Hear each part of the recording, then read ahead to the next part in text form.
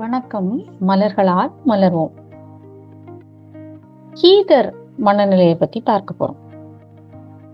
Heather மனநிலையில இருக்கிறவங்க எப்பயுமே தற்பெருமை பேசிட்டே இருப்பாங்க.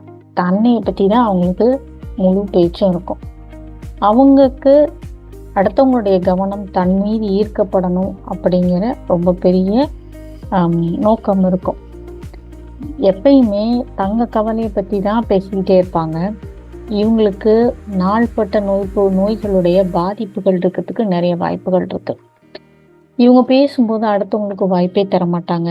அடுத்தவங்க அறிவுரை சொன்னா கேட்டுக்க மாட்டாங்க. இவங்க கிட்ட ஒரு ரகசியமும் தங்காது. இப்போ இந்த மாதிரி இருக்கவங்க தன்னை பத்தின தான் சந்தோஷத்தை பத்தின விஷயத்த மட்டுமே நினைச்சு கவலைப்படுவாங்க, புலம்புவாங்க. இவங்களுடைய உயர்ந்த நிலை அலைவரிசை எப்படி இருக்கும் அப்படின்னா, இவங்க நிறைய தகவல்கள் சேகரிக்கிறவங்களா இருப்பாங்க. நாள்பட்ட நோய்கள் குணமடையும். அதிகப்படியான தகவல்களை சேகரிக்கிறது மூலமா நிறைய பேருக்கு இவங்க ஆலோசனை வழங்க முடியும். சிறந்த பேச்சாளர்களா இருக்கிறதுக்கு ஹீதர் உதவும். ஹீதரை பயன்படுத்தி பாருங்கள். நன்றிகள்.